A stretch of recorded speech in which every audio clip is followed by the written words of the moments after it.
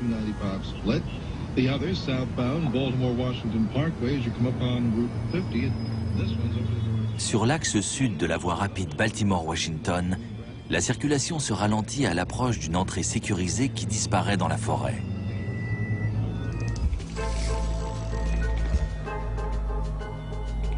Derrière la végétation, à l'abri des regards, protégée par des barrières électrifiées et des hommes en armes, se trouve la plus grande, la plus secrète et la plus sophistiquée des agences de renseignement au monde.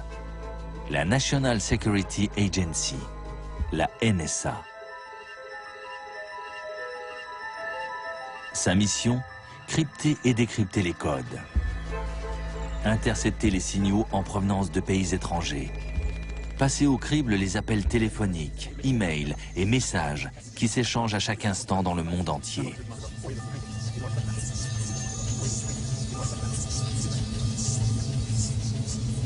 Quotidiennement, ce sont plus de 20 000 personnes qui se rendent sur le site de la NSA, transformée en véritable ville secrète.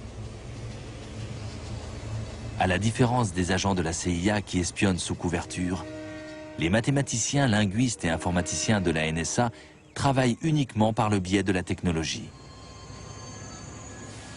Le journaliste James Bamford a fait de la NSA son sujet de prédilection depuis 25 ans. Dans les milieux autorisés, la NSA était surnommée l'agence qui n'existe pas, ou encore ne dites rien.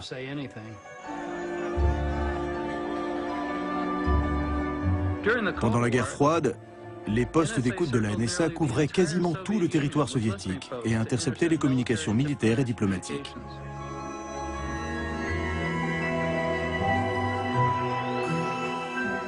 La NSA espionnait même les dirigeants soviétiques lorsqu'ils appelaient le Kremlin depuis leur limousine. Dans son QG de Fort Meade, dans le Maryland, la NSA utilisait des superordinateurs pour décrypter les communications codées. À la chute de l'URSS, un nouvel ennemi est sorti de l'ombre. Un ennemi que la NSA n'avait pas vocation à combattre. Son nom, Al-Qaïda. Eric Hasseltine a été directeur des recherches à la NSA pendant 3 ans. Les Russes étaient faciles à trouver et difficiles à éliminer, alors que pour les terroristes, c'est l'inverse. À la différence des soviétiques, Al-Qaïda est une petite cible constamment en mouvement. Son état-major se trouve dans des camps de montagne isolés et ses soldats communiquent par téléphone cellulaire ou satellite. Au départ, le travail de la NSA consistait à localiser un ennemi connu et statique. Puis il a fallu localiser un ennemi inconnu, en mouvement, et dont on ignorait le mode de communication. La NSA a donc dû s'adapter afin d'affronter un adversaire de plus en plus dangereux. Dans les villes d'Asie et du Moyen-Orient, les membres d'Al-Qaïda utilisent les téléphones publics et les cafés Internet pour organiser leurs actions. Des actions qui vont culminer avec l'attentat du 11 septembre.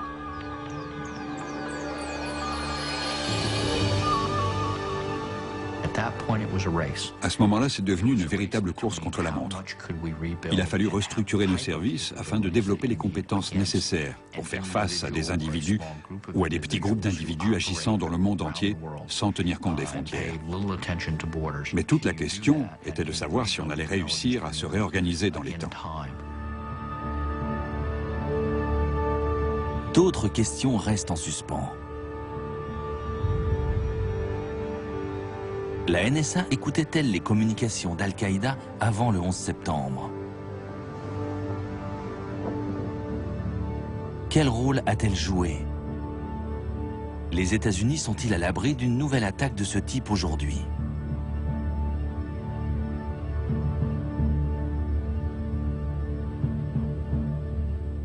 Curieusement, la Commission nationale américaine chargée d'enquêter sur les attentats du 11 septembre s'est plus penchée sur l'action de la CIA ou du FBI que sur celle de la NSA. Mais en mettant bout à bout différents documents non confidentiels, le rôle de la NSA dans la guerre contre le terrorisme apparaît clairement. Au cours de mes recherches, j'ai compulsé des milliers de documents accessibles au public,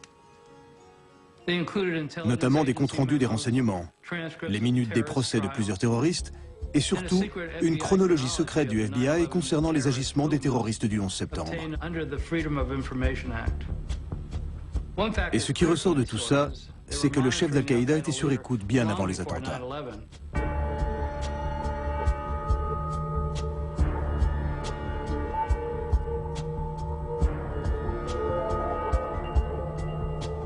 En novembre 1996, un contact connu d'Al-Qaïda achète un téléphone satellite dans une boutique de la banlieue new-yorkaise. Ce téléphone est pour Oussama Ben Laden. Dès que ce dernier se met à téléphoner d'Afghanistan, les postes d'écoute de la NSA interceptent toutes ces conversations. Michael Scheuer, l'analyste de la CIA responsable de l'unité Alex Station chargée de traquer Ben Laden, est particulièrement intéressé par ces informations. Le téléphone satellite d'Oussama Ben Laden a été une véritable aubaine. Non seulement ça nous a permis de savoir où il se trouvait en Afghanistan, mais également où était établie l'organisation Al-Qaïda à partir des appels qu'il recevait de différentes parties du monde. Ce type d'écoute fait partie du renseignement d'origine électromagnétique, aussi appelé ROEM. Les téléphones satellites émettent un signal capté directement par un engin en orbite au-dessus de l'océan Indien. En passant en revue tous les appels reçus ou émis d'Afghanistan, la NSA identifie rapidement le numéro de téléphone de Ben Laden. 873 682 505 331. Une fois en possession de cette information, l'agence écoute tous les appels qu'il passe grâce à une énorme parabole située dans l'espace et écoute tout ce qu'il reçoit grâce à une antenne parabolique au sol. Dans le domaine du renseignement, le ROEM fait partie des techniques les plus intéressantes, puisqu'il s'agit d'intercepter les signaux qui sont dans l'air.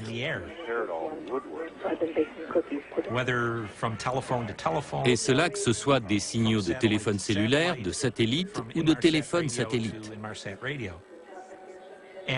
La NSA intercepte toutes ces données grâce à différents moyens électroniques. Mais ça reste des signaux, tant qu'il n'y a pas quelqu'un au bout pour les analyser. Les analystes vont déterminer quels sont les numéros appelés par Ben Laden et à quelle fréquence.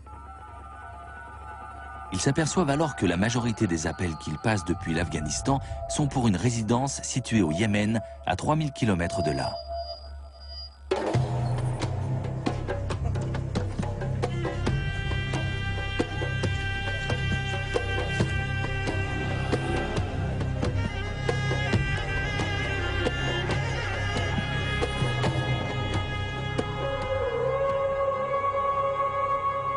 Le Yémen est au cœur du fonctionnement d'Al-Qaïda.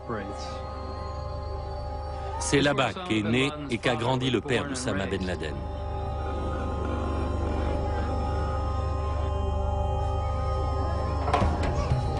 C'est une culture basée sur les clans et le secret.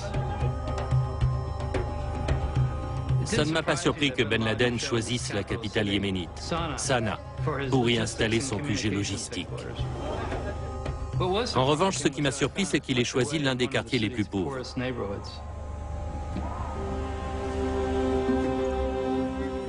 Son QG était situé dans une petite maison banale. La CIA a découvert que c'était la résidence de l'un des bras droits de Ben Laden.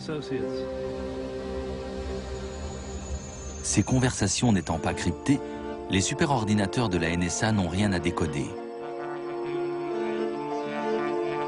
Les transcripteurs et linguistes de l'agence peuvent donc intervenir pour traduire, mettre par écrit et résumer le contenu de ces appels. Ces résumés sont ensuite transmis à la CIA. Mais les analystes de l'unité Alex Station vont plus loin.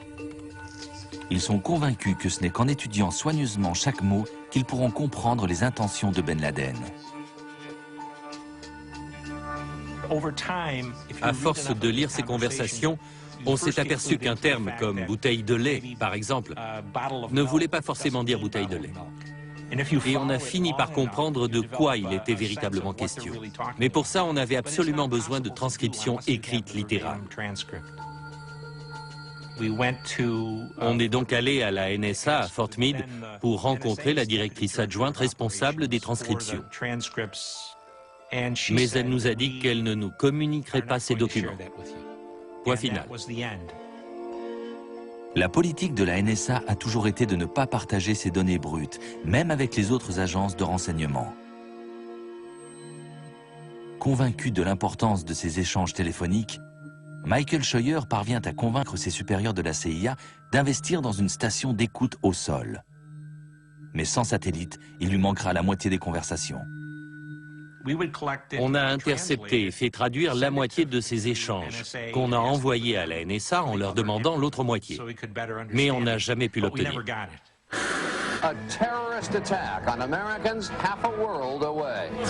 Le 7 août 1998, Al-Qaïda fait sauter 2 ambassades américaines en Afrique de l'Est.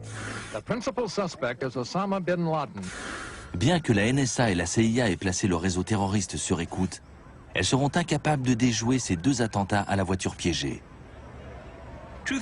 En fait, on a eu plusieurs rapports de nos agents sur place nous signalant qu'une opération d'Al-Qaïda se préparait quelque part sur les côtes d'Afrique de l'Est. Mais on n'a jamais réussi à savoir où exactement. Les ambassades étant théoriquement un territoire américain, le FBI est dépêché sur place et découvre l'existence du QG yéménite de Ben Laden. J'ai appris l'existence de ce centre de communication au Yémen en allant à Nairobi après l'attentat contre l'ambassade américaine. Cette maison servait de relais aux membres du réseau sur place. Ils appelaient et les informations étaient ensuite transmises à Ben Laden qui donnait ses instructions. Pour localiser le chef terroriste, les Américains n'ont que 3 solutions. Les satellites de reconnaissance, les espions sur le terrain ou les écoutes téléphoniques, le domaine de prédilection de la NSA. Des individus qui se cachent dans une grotte quelque part constituent des cibles minuscules, comparées à une division armée ou à un complexe de missiles. Donc les satellites de reconnaissance n'étaient pas d'une grande utilité. Les espions sur le terrain non plus, car les membres d'un réseau terroriste ont souvent des liens de parenté. Donc il est difficile d'obtenir des informations sur eux. C'est là que la NSA a compris le rôle qu'elle pouvait jouer dans la guerre contre le terrorisme.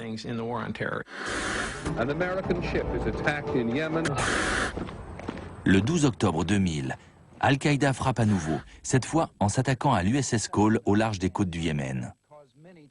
Yemen's Port Authority had been penetrated. Immediately suspect Osama bin Laden. Une fois de plus, les services de renseignement américains n'ont rien vu venir. Frank Blanco, le directeur de la NSA à l'époque, déclarera que son agence en était encore à gérer les déplacements des terroristes avec des technologies issues de la guerre froide. On avait affaire à des cibles très mobiles, utilisant des moyens de communication comme les téléphones portables et les ordinateurs. Donc la question pour nous était de savoir quelle technologie utiliser, combien elles allaient coûter et qui allait les financer. Comme toujours, l'argent est le nerf de la guerre. Après la chute de l'Union soviétique, le Congrès a réduit le budget de la NSA en lui reprochant de violer les lois qui protègent la vie privée des citoyens. C'est une menace pour les citoyens américains. Il n'y a rien qui puisse justifier cela. On ne peut pas laisser le gouvernement américain ni qui que ce soit devenir Big Brother.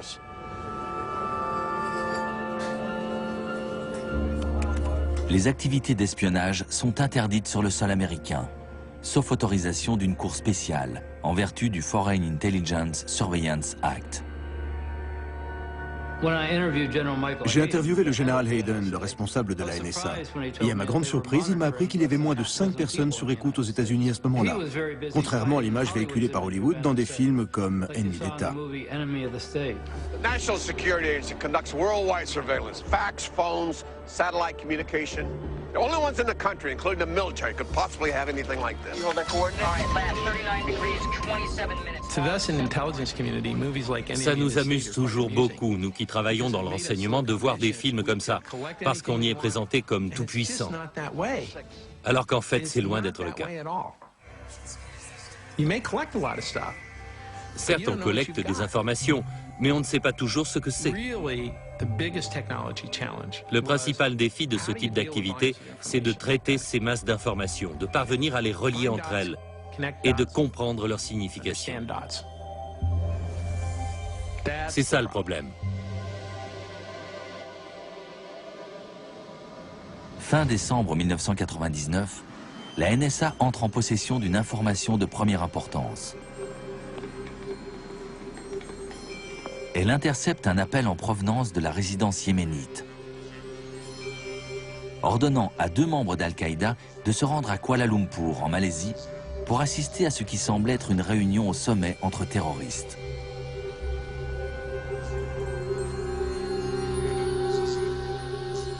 Les 2 membres d'Al-Qaïda sont Khalid al-Mihdhar et Nawaf al-Azmi. C'est cet appel téléphonique qui mettra en branle les événements du 11 septembre. Après avoir intercepté cet appel, la NSA transmet les prénoms de ces hommes au FBI et à la CIA, mais pas leur nom de famille. Or, celui de Nawaf était dans les bases de données de la NSA depuis plus d'1 an en raison de ses appels au QG de Ben Laden au Yémen. Mais apparemment, la NSA n'a jamais fait le recoupement.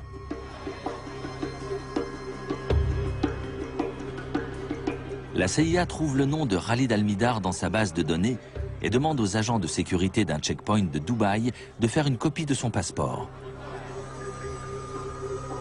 Lorsque les analystes de la CIA la reçoivent, ils sont étonnés d'y découvrir un visa en bonne et due forme pour les États-Unis. L'unité Alex Station de la CIA doit alors collaborer avec 2 agents du FBI, Doug Miller et Mark Rossini. Dès que les terroristes sont arrivés à Kuala Lumpur, la CIA a demandé aux services secrets malaisiens de les surveiller et d'en apprendre le maximum sur eux. Ils ont été suivis et photographiés. À ce moment-là, on savait que l'un des 2 avait un visa pour les États-Unis. Redoutant qu'un terroriste d'Al-Qaïda n'entre aux États-Unis, les 2 agents du FBI s'apprêtent à prévenir leur agence. Mais un responsable de la CIA s'y oppose. Comme j'étais l'agent avec le plus d'ancienneté, je suis allé voir la personne qui chapeautait les écoutes du QG yéménite et je lui ai dit « Mais qu'est-ce que vous faites ? Il faut prévenir le FBI. Ces hommes sont clairement dangereux et l'un d'entre eux a un visa à entrée multiple pour les États-Unis. Il faut prévenir le FBI. » Elle m'a répondu « Non, cette affaire n'est pas du ressort du FBI, ce n'est pas sa juridiction. » Donc je suis allé voir Doug et je lui ai dit « Mais qu'est-ce qu'on peut faire ?» Si j'avais décroché le téléphone pour appeler le FBI, j'aurais enfreint le règlement et j'aurais immédiatement été mis à pied. On m'aurait retiré mes accréditations et j'aurais dû partir. Le plus étonnant dans toute cette histoire, c'est que la CIA avait des agents du FBI qui travaillaient dans leur unité surveillant Ben Laden.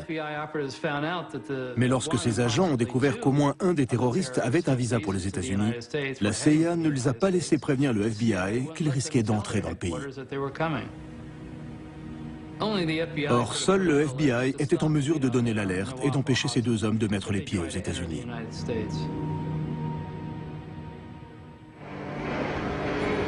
15 janvier 2000, aéroport international de Los Angeles.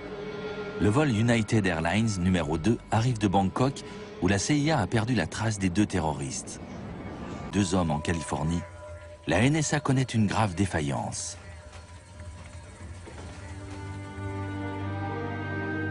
Le 24 janvier 2000, j'ai reçu un coup de fil qui disait « On a un problème ».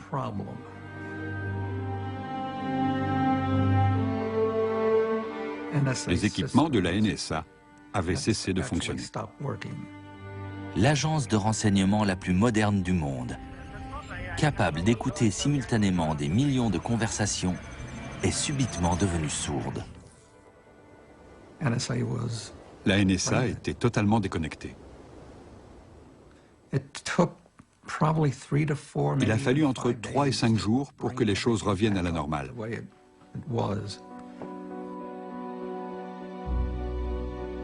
On ne saura jamais si la NSA a manqué des conversations entre terroristes durant ces 5 jours. Mais ce qui est certain, c'est que les 2 hommes en ont profité pour s'installer dans leur nouvel environnement. Comme on le voit dans la chronologie du FBI, le 5 février 2000, Almidar a signé un bail pour un appartement au 6401 Montada Road à San Diego. Le 25 février, il achète une Toyota Corolla, toujours à San Diego. Le 28 février, la Progressive Insurance Company vérifie la police d'assurance d'Almidar, dont le numéro est le 604 75 921-0.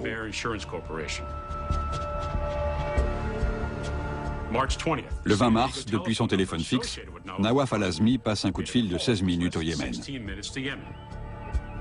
Il s'agit de l'un des nombreux appels passés depuis San Diego au QG communication de Ben Laden que la NSA a placé sur écoute depuis plus de 3 ans. Mais la NSA ne transmettra pas cette information aux autres agences de renseignement. Eleanor Hill a été chargée par le Congrès d'enquêter sur le rôle de la NSA lors des attentats du 11 septembre. On a été très surpris d'apprendre qu'ils détenaient cette information. S'il y a bien une chose que les agences de renseignement doivent savoir, c'est s'il y a des contacts entre des terroristes aux États-Unis et des terroristes à l'étranger. Or, ces informations n'ont pas été transmises. En recoupant les données de la NSA et celles du FBI, on aurait pu suivre ces hommes dès leur arrivée, savoir où ils allaient, écouter leurs conversations depuis leur téléphone fixe ou leur portable et lire leurs mails. On peut tout faire à partir du moment où on a accès à la vie de quelqu'un. La NSA n'a jamais fait part au FBI de ces appels passés depuis les États-Unis et on ne saura jamais pourquoi, puisqu'elle refuse d'en parler et que la commission sur le 11 septembre n'a pas enquêté là-dessus. Soit l'agence ne s'est pas aperçue que ces 2 terroristes appelaient des États-Unis, ce qui semble difficile à croire, soit, ce qui est plus probable, elle a volontairement laissé ces informations de côté pour ne pas avoir à passer le relais au FBI. Le silence de la NSA s'explique peut-être aussi par la mise en garde du Congrès contre toute atteinte à la vie privée des Américains. Le 12 avril 2000, soit 3 mois après l'arrivée des 2 hommes à San Diego, le directeur de la NSA, Michael Hayden, est interrogé par le Comité sur la sécurité nationale. Je vais être très clair. Si cet après-midi, pendant que nous sommes en train de débattre, Oussama Ben Laden traverse le pont qui sépare la ville de Niagara Falls au Canada de celle de Niagara Falls aux États-Unis, lorsqu'il arrivera du côté américain, il sera techniquement considéré comme résident américain et la NSA devra respecter ses droits en matière de vie privée, comme le stipule le 4e amendement de la Constitution. Pourtant, le général Hayden savait qu'il existait une loi autorisant la NSA à mettre des terroristes sur écoute dès leur arrivée aux États-Unis. Ils auraient facilement pu démontrer les liens de ces hommes avec Ben Laden et son QG yéménite. Et avec ça, aller voir n'importe quel juge en lui disant « Il faut mettre cette maison de San Diego sur écoute ». Ça aurait été très simple. Comme ça, on aurait pu les surveiller et découvrir ce qu'ils projetaient. On pourrait me rétorquer « Oh, c'est facile après coup de tirer des plans sur la comète ». Mais il ne s'agit pas de tirer des plans sur la comète. Une simple enquête de routine aurait suffi.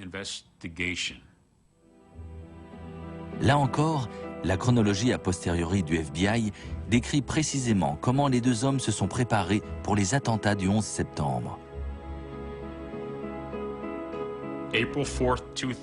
Le 4 avril 2000, Nawaf al-Azmi prend 1 heure d'initiation au pilotage au National Air College, qui se trouve au 3760 Glenn Curtis Road à San Diego.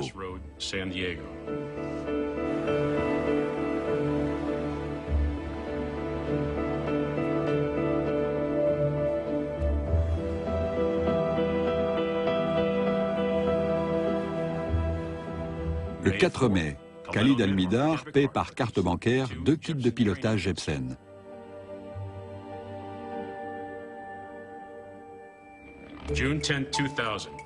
Le 10 juin 2000, Almidar quitte Los Angeles pour Francfort par le vol Lufthansa numéro 457. Khalid Almidar rentre chez lui pour voir son fils qui vient de naître.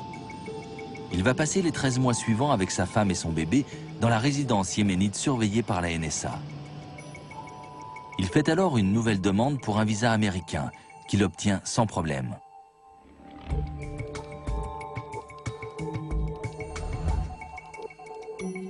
Le 8 décembre 2000, Hani Hanjour, l'un des autres terroristes du 11 septembre, arrive à San Diego. 3 jours plus tard, il rejoint Nawaf al-Azmi et tous deux partent pour le New Jersey où les attendent tous les autres pirates de l'air. La chronologie du FBI détaille leur périple de 5 mois. Le 1er mars 2001, Hanjour suit une formation de 8 heures sur un simulateur de vol chez JetTech. Le 1er avril, Nawaf al-Azmi est verbalisé par la police de la route de l'Oklahoma pour excès de vitesse et non port de la ceinture de sécurité. Le 1er mai, al-Azmi porte plainte dans un commissariat du comté de Fairfax, en Virginie, pour agression par un inconnu de race noire. Le 21 juin 2001, un journaliste de la chaîne de télévision Middle East Broadcasting Corporation interroge des lieutenants de Ben Laden en Afghanistan qui laissent entendre qu'une attaque d'envergure se prépare. Les forces américaines au Moyen-Orient sont alors placées en état d'alerte.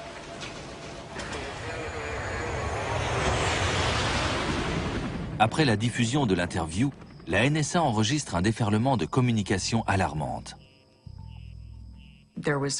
Beaucoup de gens s'attendaient à une attaque d'Al-Qaïda contre des intérêts américains à l'étranger. Malheureusement, tous les réseaux de renseignement se sont focalisés sur ce qui se passait dans le reste du monde et pas sur le territoire américain, puisque c'était du ressort du FBI. La chronologie se poursuit.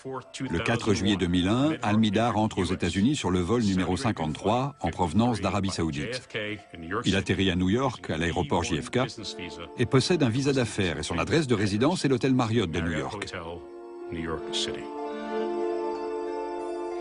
Celui qui se trouve dans le World Trade Center.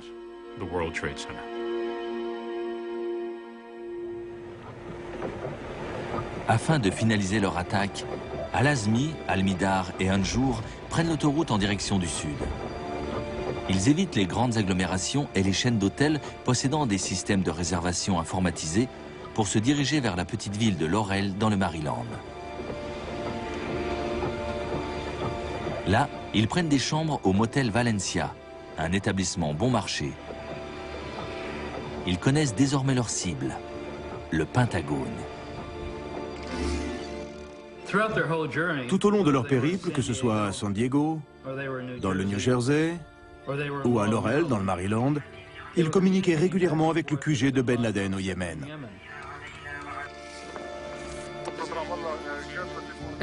La NSA écoutait ces informations, les enregistrait et les faisait transcrire.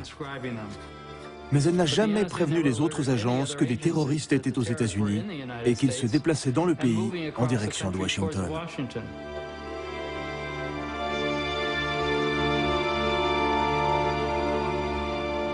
De prime abord, la ville de Laurel ressemble à toutes les agglomérations en périphérie de Washington.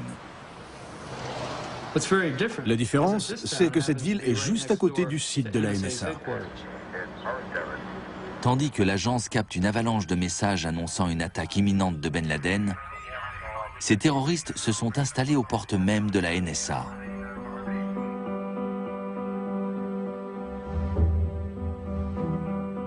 Le 18 août, Hani Hanjour loue la boîte aux lettres numéro 433.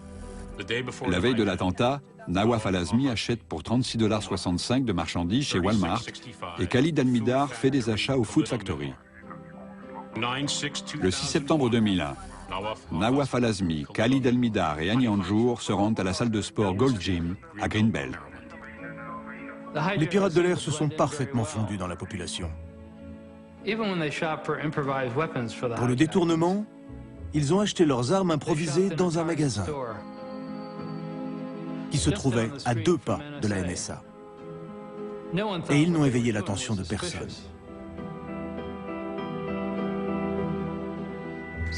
Donc vous avez ces deux groupes de gens. D'un côté, les terroristes qui préparent le plus gros attentat de toute l'histoire américaine. Et de l'autre, la NSA, qui écoute leurs conversations depuis des années.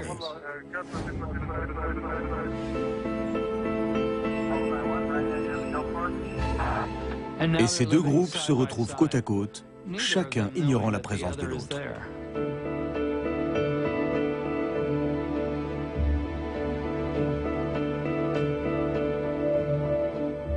Le pire, c'est que si le général Hayden avait regardé depuis sa fenêtre du 8e étage en direction de Laurel, il aurait presque pu voir le motel où s'étaient installés les terroristes à 3 km de là. On a rarement connu plus cruelle ironie du sort dans toute l'histoire des renseignements américains.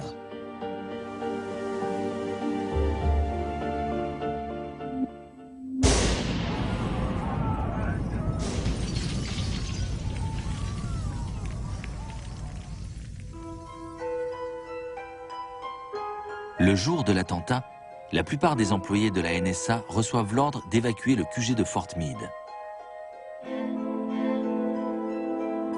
De peur que le site ne soit pris pour cible, les quelques personnes encore dans les locaux quittent leurs bureaux dans les étages pour se réfugier au rez-de-chaussée.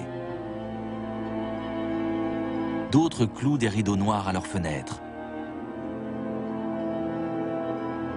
Aucun des employés de l'agence ne semble au courant de ce que la NSA et la CIA ont découvert. Si on avait pris la mesure de ce qui se préparait, si on avait fait des recoupements et transmis ces informations à temps aux services concernés, les choses se seraient terminées autrement. Je n'arrive pas à m'expliquer pourquoi je n'ai pas enfreint le règlement et que je n'ai pas décroché mon téléphone pour prévenir que des terroristes ou des hommes dangereux étaient aux États-Unis.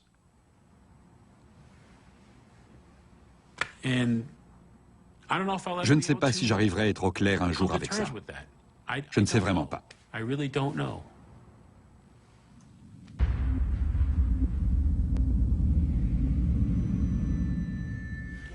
Le 13 septembre, je me suis exprimé devant une salle vide, mais cette allocution a été retransmise à tous les employés de la NSA. J'ai évoqué le difficile équilibre à trouver dans une démocratie entre sécurité et liberté. J'ai dit qu'il y aurait des pressions pour faire pencher la balance du côté sécuritaire et que notre travail à la NSA était de préserver la liberté des citoyens américains en leur garantissant à nouveau la sécurité. Ces pressions ne tardent pas à se faire sentir. Le vice-président Dick Cheney demande au général Hayden ce que la NSA peut faire de plus. Ce dernier lui répond alors « Pas grand-chose sans enfreindre le Foreign Intelligence Surveillance Act, la loi qui oblige la NSA à obtenir un mandat pour mettre sur écoute des Américains. » 3 semaines après les attentats, George Bush décide de passer secrètement outre cette loi en publiant un décret. Dorénavant, la NSA n'aura plus à demander de mandat à un juge pour pouvoir procéder à des écoutes aux États-Unis. La réponse aux événements du 11 septembre aura donc pris la forme d'une carte blanche pour espionner n'importe qui, n'importe où.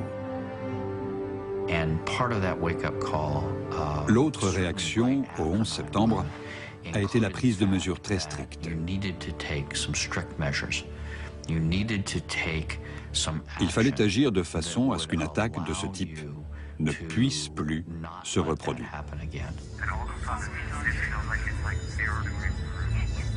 Mais pour que ces nouvelles mesures portent leurs fruits, la NSA doit entrer de plein pied dans l'ère des communications modernes. L'essentiel des communications, qui s'effectuaient jusque-là par le biais de signaux satellites facilement interceptables, transite désormais par des câbles à fibre optique enfouis sous les mers. Pour mieux comprendre le défi auquel est confrontée la NSA, nous avons suivi le trajet d'un email à travers la planète. James Bamford est à Kuala Lumpur pour effectuer des recherches sur le réseau de communication d'Al-Qaïda.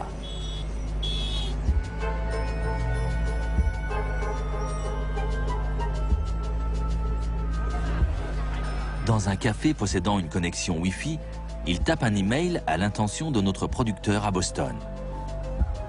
Son message est anodin, mais il contient des phrases et des mots-clés que les superordinateurs de la NSA sont programmés pour repérer.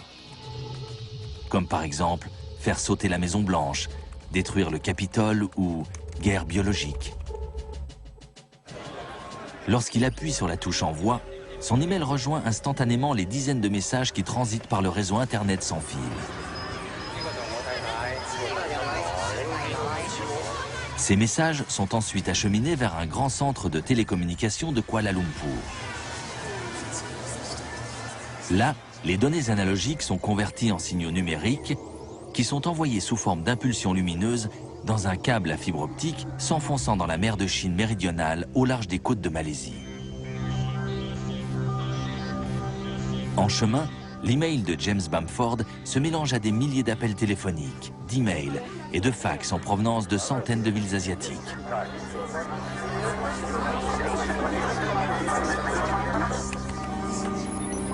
Puis cet amas de données traverse l'océan Pacifique à la vitesse de la lumière. 5 centièmes de seconde après que le message a été envoyé, il arrive à 2 mètres sous cette plage de Californie, près de la ville de Morro Bay.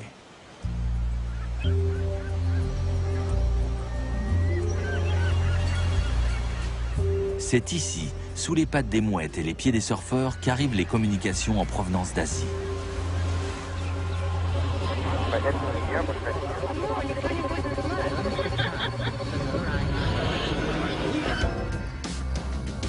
À quelques kilomètres dans les terres, les messages transitent par un petit bâtiment anodin près de San Luis Obispo. Si vous voulez espionner les communications internationales, San Luis Obispo est l'endroit idéal. C'est ici qu'arrivent 80% des communications en provenance d'Asie. Mais ce n'est pas là que la NSA commence son travail d'écoute. Les données continuent à transiter à travers des câbles jusqu'à un bâtiment de San Francisco.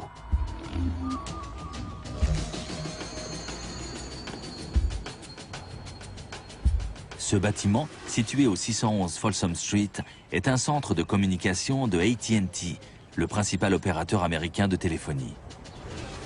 Toutes les communications internationales arrivent au 7e étage où s'effectue une opération cruciale. C'est également par le 7e étage que transitent les communications nationales. Une cacophonie de millions d'échanges fait de larmes et de cris de joie, d'espoir et de rêves, d'emails, de fax, de relevés bancaires, de réservations d'hôtels, de poèmes d'amour et d'avis de décès, émanant de personnes se trouvant aux États-Unis. Leur seul point commun, leur caractère privé.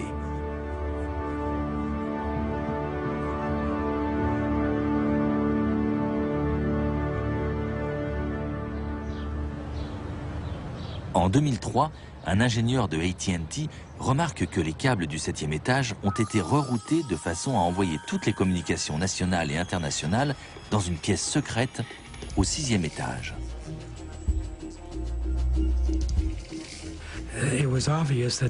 C'était clairement une installation de la NSA. J'imagine qu'il dupliquait toutes les données transitant par Internet. Donc ça voulait dire traiter d'énormes quantités d'informations provenant aussi bien des États-Unis que du reste du monde. Quand j'entends l'expression « écoute téléphonique », je me représente toujours quelqu'un avec un imperméable, un chapeau noir et des lunettes de soleil qui rôde à la nuit tombée pour placer un micro en espérant que personne ne le remarque.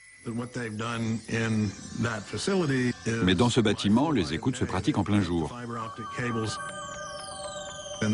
Les fibres optiques ont été coupées pour pouvoir intercaler un système d'écoute capable d'intercepter toutes les communications entrantes. Brian Reed est expert en communication et il a examiné les documents internes fournis par l'ingénieur de AT&T, Mark Klein. Ceux-ci montrent que la pièce secrète contient du matériel électronique destiné à passer au crible tous les messages, à la recherche de mots-clés identiques à ceux que James Bamford a mis dans son email à Kuala Lumpur. Le système le plus atypique dans cette pièce, c'est un appareil permettant de rechercher en temps réel tous les messages contenant un mot donné, comme par exemple colibri, ou bien tous les messages envoyés dans la ville de Mobile, en Alabama, ou encore tous les messages contenant le mot colibri envoyés dans la ville de Mobile, en Alabama. La NSA a donc tourné ses oreilles géantes en direction de l'Amérique. D'après ce que je sais, il y aurait entre 15 et 30 pièces secrètes de ce type aux États-Unis. La législation post-11 septembre autorise donc la NSA à espionner les Américains sur le territoire national comme à l'étranger.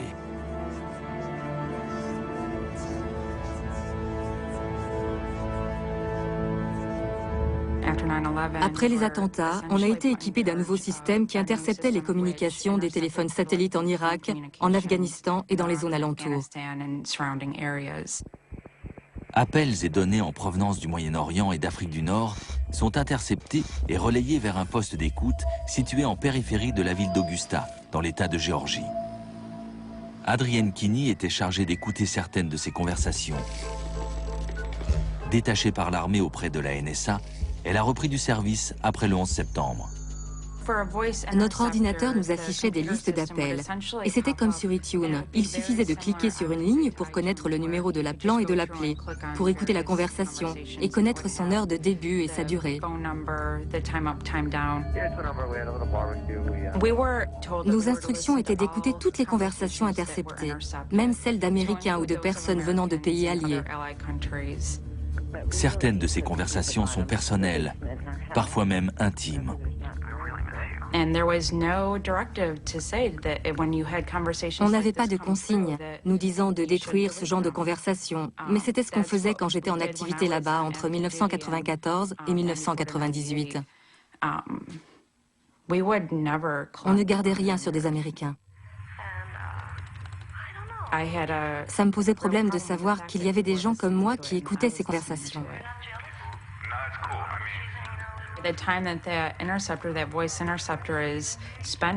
Le temps qu'on passait à écouter ces conversations aux États-Unis, c'était autant de temps qu'on ne passait pas à écouter des conversations en rapport avec des organisations terroristes.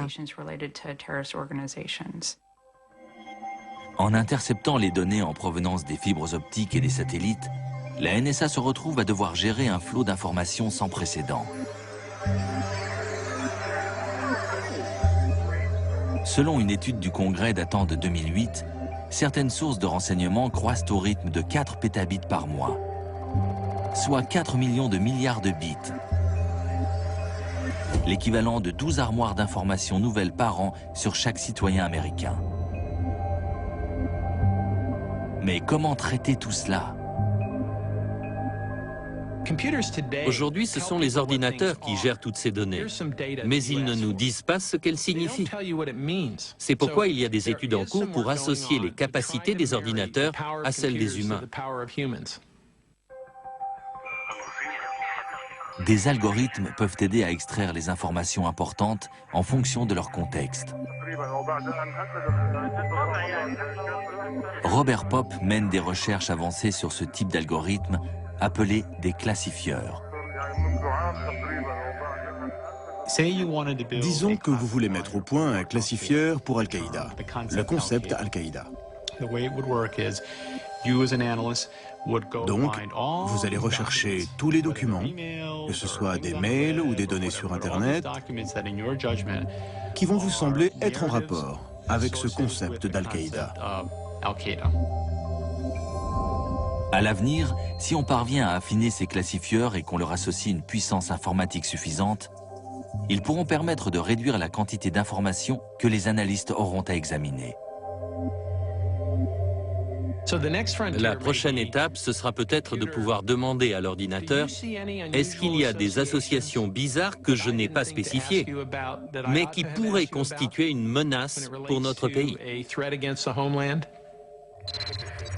La plupart des spécialistes s'accordent à dire que ce type d'algorithme ne sera pas au point avant plusieurs décennies et qu'il ne concernera que les documents écrits.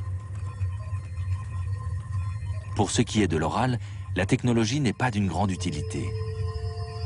Les conversations requièrent toujours des opérateurs humains pour les écouter.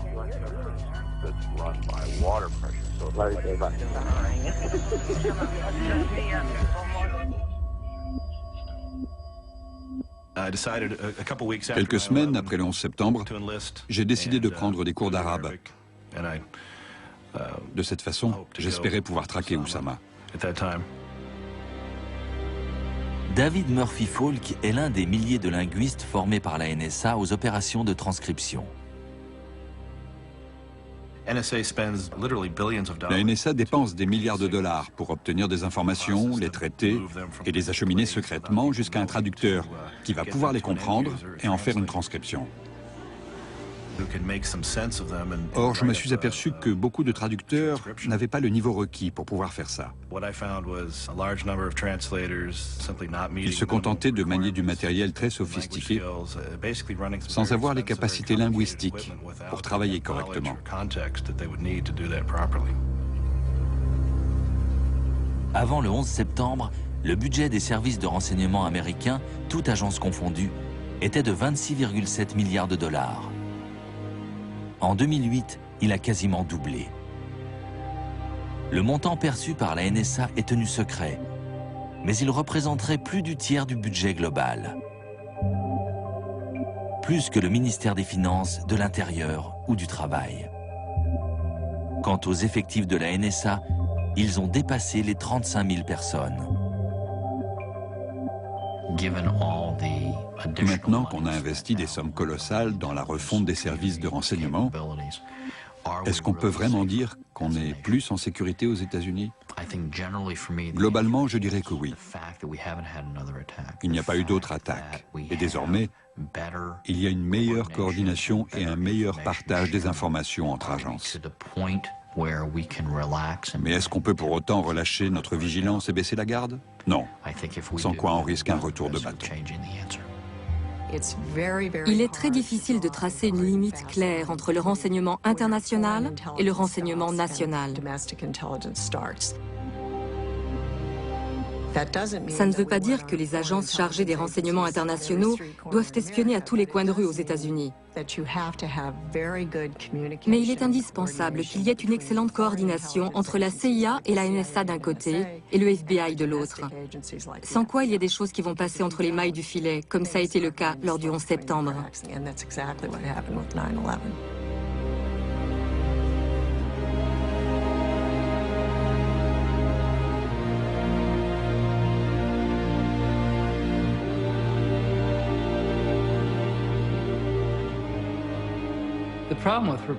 Le problème quand on enquête sur un sujet pareil, c'est qu'on avance à l'aveuglette.